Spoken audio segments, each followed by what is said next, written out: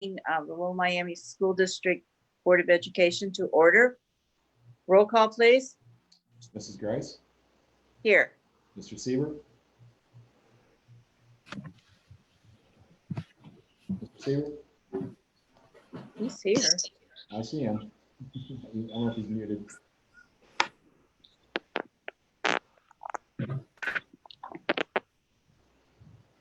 Wait. Wayne, can you hear me? I'm here. I can hardly hear you, though. Okay. Can everyone else hear me okay? Yes. Okay. Mr. Hamlin? Here, but your microphone might be a little bit quiet. I don't know what's going on here. Turn your volume up, maybe. Well, I wonder if it's this piece behind me that's. I can hear you well. It's a little, you're a little quiet, Terry. Let me turn off this other speaker. Hold on. Hear me now? No, wait a minute here. I'm in a different setup than I usually am. You're a little bit better now. Better. I can't hear anything now. Hold on here. Oh, why can't I hear anything? That was a question.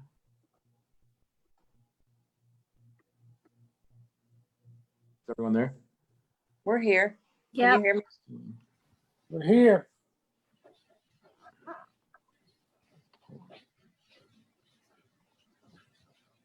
Hello? We can hear you. I have no sound. We can hear you. All right, we're going back to the other one.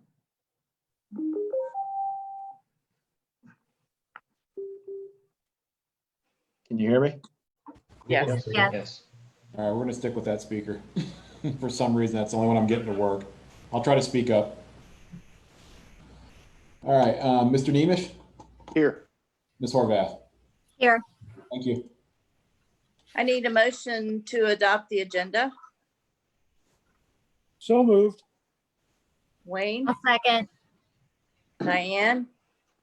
Roll call, please. Mr. Siebert,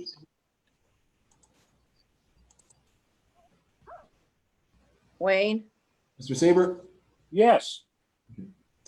Mr. Hamlin, Yes. Mr. Nemish, Yes. Ms. Horvath, Yes. Grice. yes. Thank you. I need a motion to accept the reading of the minutes as listed. I'll move. Tony, I'll second. Martin, any discussion? Roll call, please. Mr. Hamlin, Yes. Mr. Nemish, Yes. Ms. Horvath, Yes. Ms. Grice, Yes. Mr. Siebert. Yes. Thank you. All right, we have communications and visitors to the board. Do we have any presentations? And most of my detail will be coming with specific agenda Okay. items later on in the agenda. All right. Treasurers' reports and financial reports. All right, yes, under item C, number 1, I ask for the board's approval of the month end June 2020, which is the end of the fiscal school year. I need a motion, please. I'll move. Tony, Second. Wayne, any discussion? It includes the monthly bank reconciliation, which includes the bond proceeds or investments for the construction. Also includes all listing of all different individual funds, 2 budgetary reports, a revenue report. I believe that's it. No questions or comments? Roll call, please. Mr. Nemish, Yes. Ms. Horvath, Yes. Ms. Grice, Yes. Mr. Siebert, Yes. Mr. Hamlin. Yes. Thank you. And then next, under item number 2, I ask for the board's approval of the resolution to proceed for the levy in November's ballot. Need a motion, please. I'll I'll move. move. Okay, Tony, and seconded by Martin. Any discussion? Yeah, this is our second resolution to be passed as a resolution to proceed. This is the exact same levy we've had. It's a 5-year period emergency operating levy. No tax increase, the exact same amount and levy that we've had for the last decade, actually. And once the board does approve this, if so, we will file these resolutions with the Board of Elections. Any questions?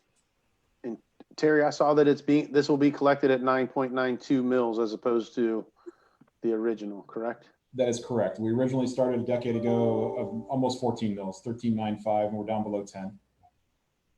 Collects the same exact dollar amount though, the approximately 10.6 million. Right. Mhm. Any other questions or comments? So Terry, what would that mean for an individual resident in the district? What does that difference mean to them?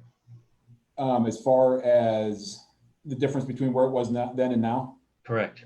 well, if you say roughly 4 mils in difference, you're going to be around $30 a mil, so about $100 per mil. Less. Less. Less. Okay. Not more, less. Yes. So yes, essentially the same pie. The 10.6 million has been there the whole time. We're just cutting it up. Everyone's paying a little bit less, still generating the 10.6 million because of increases in valuation and so on for real estate. So if this passes, is it correct to say the impact is people's taxes will be reduced? Well, right now it's at 992. It's going to be at 992 again. So it would be pretty much the same. It could go down a little bit depending on where the valuation comes back from the county auditor.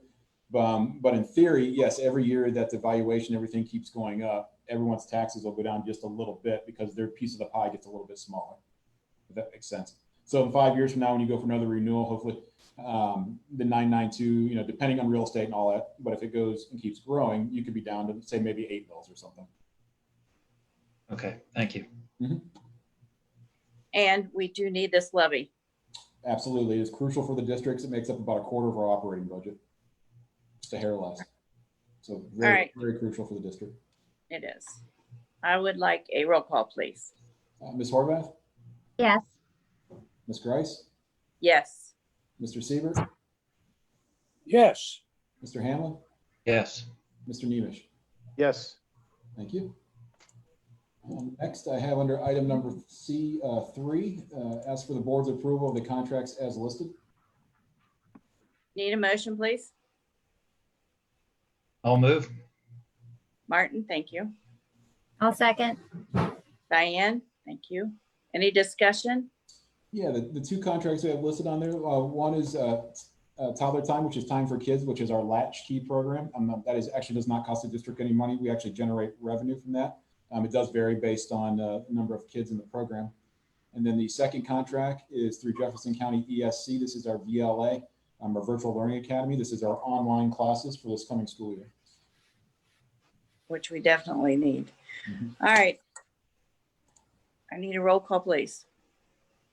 Mrs. Grice, Yes. Mr. Siebert, Yes. Mr. Hamlin, Yes. Mr. Nemish, Yes. Ms. Horvath. Yes. Thank you. That's all I have. Thank you.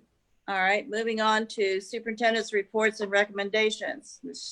Yes, thank you. I ask the board's approval for all personnel items listed under number 1.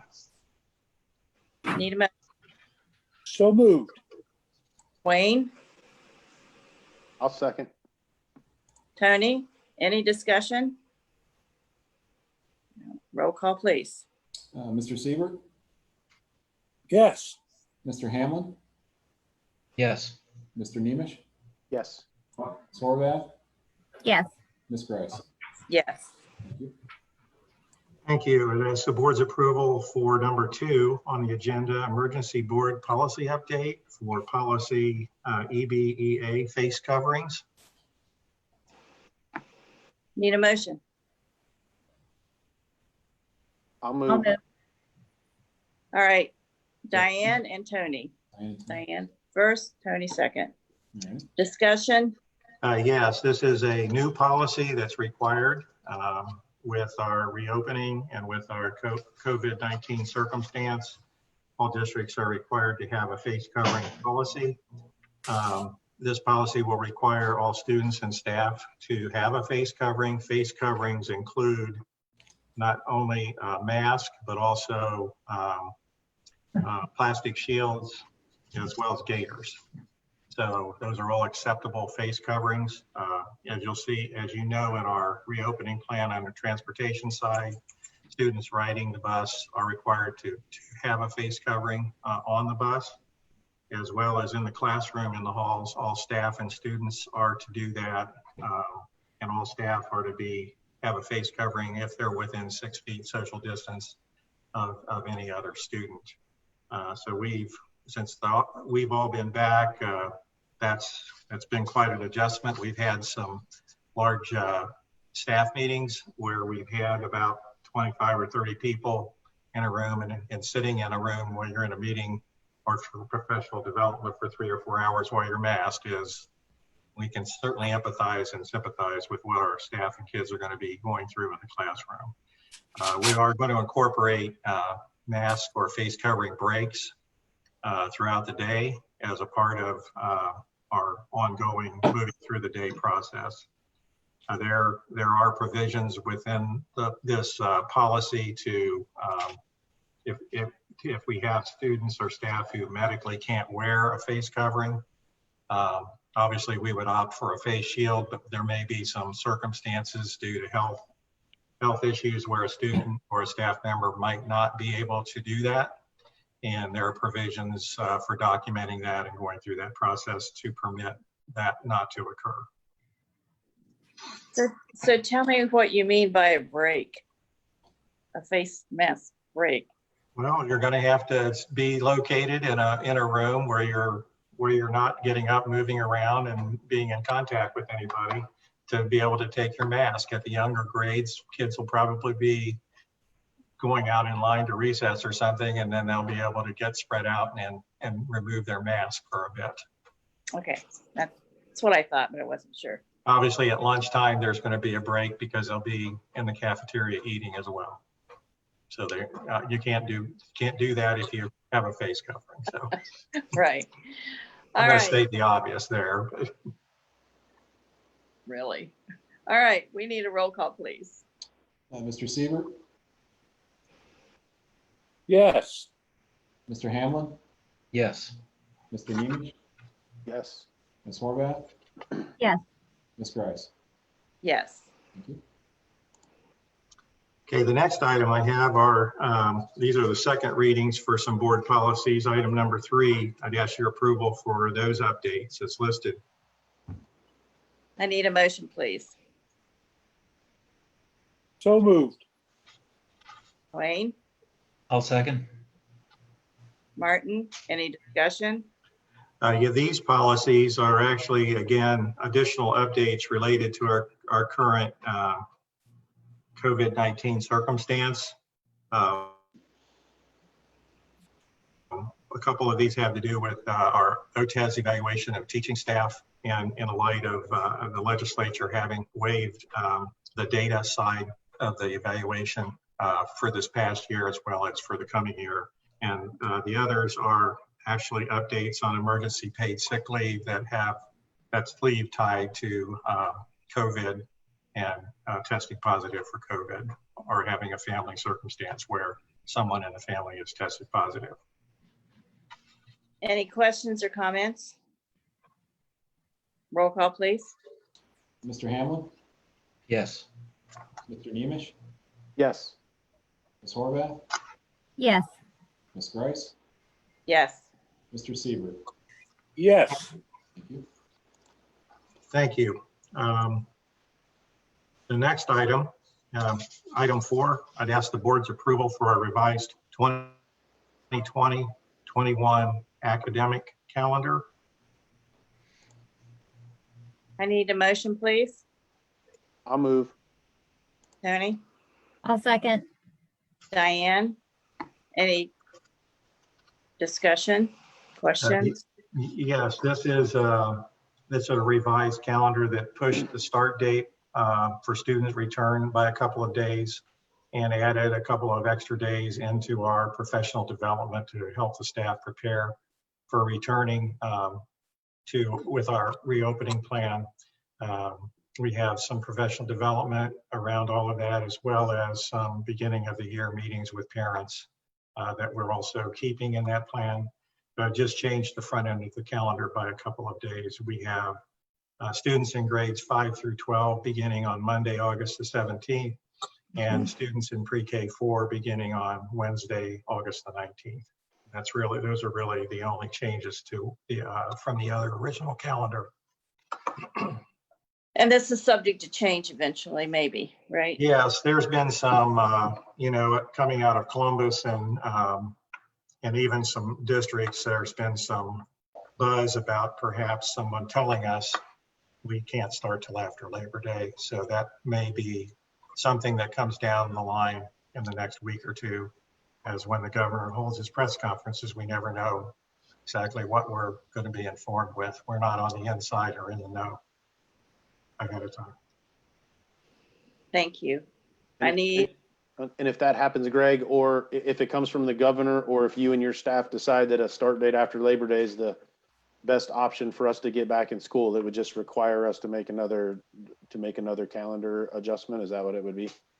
That's right. I already have prepped a post-Labor Day calendar in anticipation of that. I've got a couple of versions that I made, and they're ready to go with that event. any other questions or comments? That's what I like about you, Mr. Power. You're always looking ahead. I need a roll call, please. Mr. Nemish, Yes. Ms. Horvath, yes, Ms. Grice, Yes. Mr. Siebert, yes, Mr. Hamlin. Yes. Thank you. Thank you. I'd like to ask the board's approval on item 5, our return to learn plan. This plan has been out in draft form for a couple of weeks. It's been on our website. It's the plan that is posted and linked up there. There's a district level plan, and then there's each building has a specific plan. And over the last few weeks, our administrative staff has been working on aligning their daily operational procedures to those draft plans. And we'd ask for your approval for that this evening. You'll note that when you look at the front page of that plan, there are some big bold red letters on it that say it's subject to change based on any guidance that we receive unsolicited most of the time from the state or a local health department. Any comments, questions? There's a lot of work in there. I need a roll call, please. Oh, we need a motion. Oh, Actually, we didn't move. I'm sorry. I need a motion. I'll move. Martin, second, Wayne. Now I need a roll call. Mr. Nemish, Yes. Ms. Horvath, yes, Ms. Grice, Yes. Mr. Siebert, yes, Mr. Hamlin. Yes. Thank you. I need a Thank- motion. Okay. Thank you. Item 6 is a remote learning plan. This is a plan that we framed after our remote learning experience that was sort of sprung on us in March of this past year. After school closed, we've spent a lot of time this summer moving through our feedback from the feedback we got from teaching staff and parents and some students around their remote learning experience when we had to shift there overnight. And so what this plan does, it actually frames our day-to-day in-person operation and aligns it with what would happen if we go into a remote and learning framework. There are some bullets that I want to point out and emphasize both to parents and to staff. I've included the statewide health department alert color coding in this plan. There are 4 levels, and obviously the concerning level is level 3 and 4, where we go red or purple. And we've heard a lot of discussion and news articles about counties around Warren County being in the red, possibly going purple at points. In my county, Warren County Superintendent's Group, we've spent a fair amount of time having dialogue around what would happen if Warren County becomes red or if it becomes purple. I've framed some language here that pretty much gives us the flexibility to be able to go to a remote learning framework, either intermittently or for an extended period of time, if we determine within our school district itself that our attendance and with our kids and our staff is such, and the infection rate is such that we can't be open safely. There's also some indication there that the state could come and tell us that we need to be closed. The state or health department, or even the local health department, might make that strong recommendation or requirement. I think parents, as we look at what our challenge, one piece of data I would share is that last year at this time, we had 1,100 substitutes that were serving both Butler and Warren County in the area. We contract our substitutes through the Warren County Educational Service Center. And at this point, we have 400 substitutes. So we have had a drastic reduction, and it's understandable since many substitutes are retired educators. And they're in an age group that is more at risk if they become infected with COVID-19. So one of our challenges on a daily basis is going to be, do we have enough substitutes in a building to be able to safely open the building? Obviously, we're trying to spread our kids out as much as we can in our learning environments. And our other practice would have been to maybe divide kids up and send them to another class if we were short substitutes. And then we have internal subs where teachers would also use their planning bell to cover a class.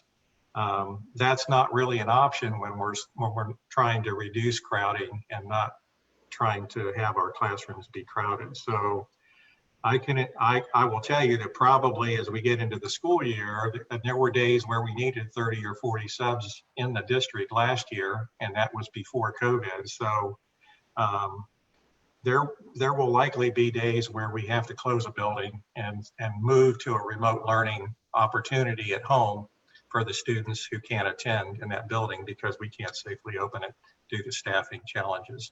There might be days where multiple buildings might be closed or the entire district might be closed. So parents should prepare for that. It's not snow. We typically get an alert when there's bad weather coming in, and you can kind of prepare yourself the night before. So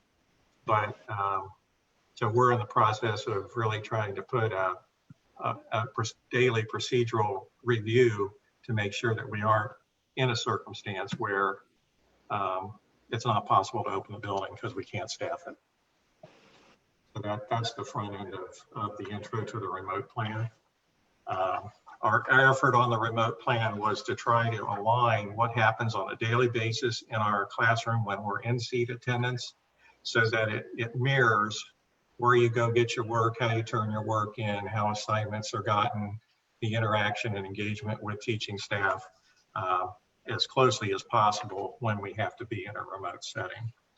And there could be a possibility that if we go into red, that we would end up in an every other day, A/B day kind of attendance with only half of the students attending. If there would be a need to become more socially distant in our learning spaces, or if the state or the health department indicates that we must go to full 6-foot social distance in our classrooms. The only way we could achieve that would be to reduce our capacity in half. And I think there have been some plans out there where students have attended on alternate days that people are aware of. And we would look at implementing that kind of a plan for that to become necessary. Obviously, if we're purple, it's a good bet that we're going to be in a remote learning circumstance. All right, I need a motion, please. I'll move. Martin, thank you. I'll second. Diane, thank you. Any discussion, questions, comments? It's taken quite a bit of work to figure this out. So, And we will continue to work to figure it out, because as it seems with everything, every day, things change. That's the only guarantee. true. All right, roll call, please. Ms. Horvath, Yes. Ms. Grice, Yes. Mr. Siebert, Yes. Mr. Hamlin, Yes. Mr. Nemish. Yes. Thank you. Thank you. And then just one last item that's not on the agenda. I just wanted to give a little update regarding our Virtual Learning Academy and the enrollment. We mailed hard copy letters and enrollment applications out to those parents who had indicated an interest in enrolling their child in the Virtual Learning Academy yesterday. And an email went out this morning, a mass email to any parent who had indicated this. We did hard copy mail in the event that emails had changed during the from the end of the school year to now yesterday. And we do have enrollment applications coming in at the central office with the $50 fee that started today, and those are due by this Friday. So just wanted to put that out as a piece of information. If you happen to be listening to this and you didn't indicate an interest, but you now have an interest, call the board office and we will email you a form and you can look at enrolling your child in the Virtual Learning Academy, full-time virtual learning. And that $50 covers. Well, we're providing a computer and it covers part of the licensing fee for the curriculum that the students will be using. All right. Roll call, please. That's not a vote. That was just that's true. information. That's true. That's true. All right. Under new business, Warren County Career Center report. I really don't have one, but in case you're wondering, if you've seen the big hole that's being dug out there by the Career Center, that has to do with the geothermal energy that we're working on. And we also have some things on the roof. So just to answer any questions about that. And do we have anything from the legislative? No.